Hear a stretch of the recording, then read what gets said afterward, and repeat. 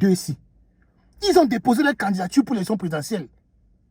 Et je rappelle que pour déposer sa candidature, il faut déposer une caution de 30 millions. Donc quand vous voyez les deux-ci, ils ont pris 30 millions. Qui sera président au soir d'octobre 2025 au Cameroun? Je ne sais pas si vous vous rendez compte, mais c'est inédit dans l'histoire d'une organisation, d'une élection au Cameroun, et on peut dire en Afrique et dans le monde même. Le Cameroun est vraiment un pays unique. Est-ce que vous vous rendez compte que Elecam, qui est la commission qui organise les élections au Cameroun, a fermé et a clôturé le dépôt des candidatures des candidats à l'élection présidentielle ce soir, et on se retrouve avec tellement de rebondissements. Maurice Kamto et le Manidem sont dans le flou total parce que à la dernière minute, il y a Yeb Gadjedone qui est venu contester l'investiture de Maurice Kamto par Anissa Ekane et qui se revendique être président du Manidem. Et il a déposé aussi sa candidature. Donc, le Manidem se retrouve avec deux candidatures. Il y a le RDPC avec Paul Biya, qui est d'abord le président sortant. Et il y a Léon Théon Onana, qui est aussi du RDPC, qui conteste la présidence de Paul Biya à l'élection et à la présidence du RDPC, qui a aussi déposé sa candidature. Et le RDPC se retrouve donc avec deux candidats. Il y a Kaba Libi. Kaba Libi, voilà le vieux qu'on a. Depuis, on n'entendait plus parler de lui. Subitement, il a ressurgi. Et il paraît que le vieux qu'on a encore enclenché. Et il a eu l'aval d'une décision de justice qui lui permet de réouvrir le dossier de contestation de la présidence du PCRN. Et si il est déclaré vainqueur, Kaba Libi n'est pas le président du PCRN, donc Kaba Libi ne peut pas être celui qui a été investi par le PCRN pour la présence, pour la candidature à l'élection présidentielle. Donc ça veut dire que quoi?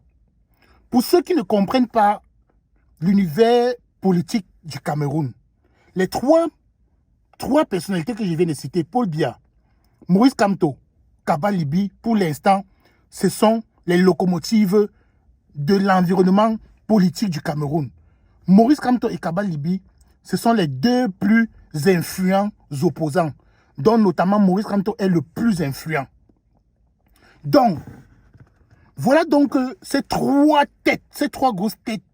Si Elecam respecte ses propres textes qui disent que un parti politique ne peut pas avoir deux candidats.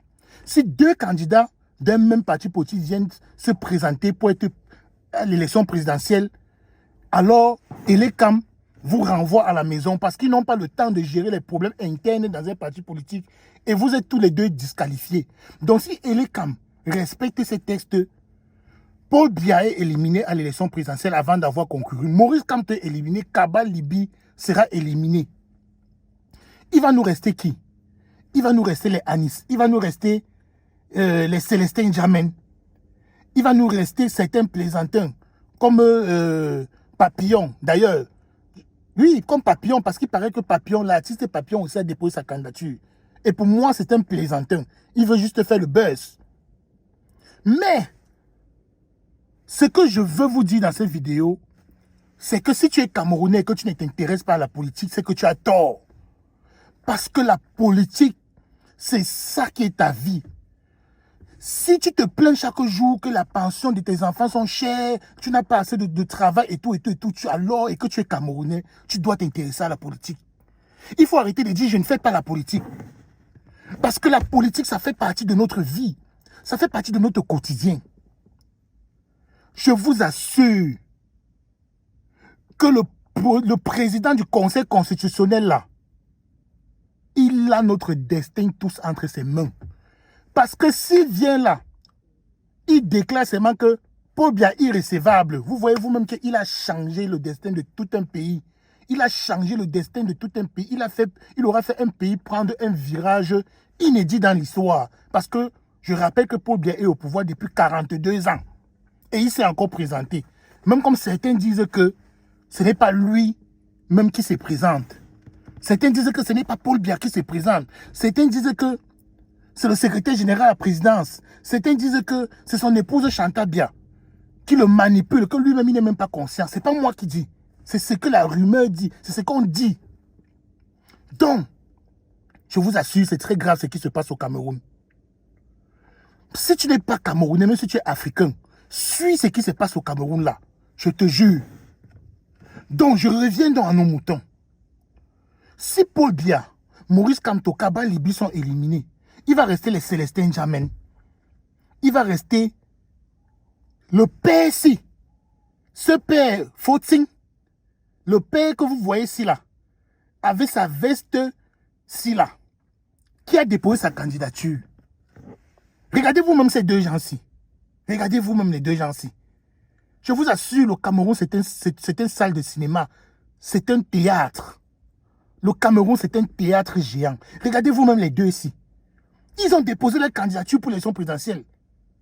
Et je rappelle que pour déposer sa candidature, il faut déposer une caution de 30 millions. Donc quand vous voyez les deux ici, ils ont pris 30 millions. Ils ont 30 millions. Non, soyons sérieux. Soyons sérieux. Les deux ici ont 30 millions. Bon.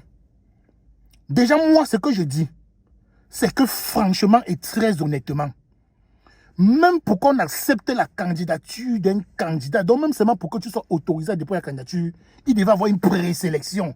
Avant d'avoir maintenant la sélection quand tu as déposé. Et parmi les critères de la présélection, pour moi, il devait avoir le code vestimentaire. Il devait avoir l'apparence. Il devait avoir ton état financier. Parce que quand vous voyez le père, si vous savez, ça saute à l'œil que c'est un pater qui a faim. C'est un monsieur qui connaît la souffrance. Il souffre au quotidien. Mais il a sujet à la dernière minute, le dernier jour. Il est venu déposer sa candidature et il a déposé une caution de 30 millions. Vous me regardez sa veste. Regardez sa veste. Non, sérieux.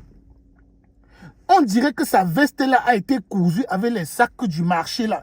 Regardez la chaussure de l'autre. Regardez sa chaussure. Je vous assure que même les professeurs de mathématiques, leur chaussure n'est plus jusqu'à ce niveau-ci là. Ça, c'est un piéton. Ça, c'est quelqu'un qui marche à pied dans Douala et Yaoundé. Jusqu'à ce que le soleil de Douala et Yaoundé le connaît déjà et l'appelle que tonton. Ils ont eu 30 millions à la dernière minute pour venir déposer leur candidature. Vous savez ce que les gens disent? La rumeur. La rumeur dit que ce genre de candidats, ce sont les candidats du RDPC. Que ce sont les faux opposants. Que le RDPC finance derrière pour qu'ils viennent comme ça distraire la scène politique. C'est ce que les gens disent, c'est la rumeur qui dit, ce n'est pas moi. Moi, ce que je fais l'analyse et je vous réveille. Vous me regardez le PSI, regardez la souffrance dans ses yeux. Le PSI que vous voyez là, je ne suis pas sûr que depuis le matin, si là, le PSI a me mangé.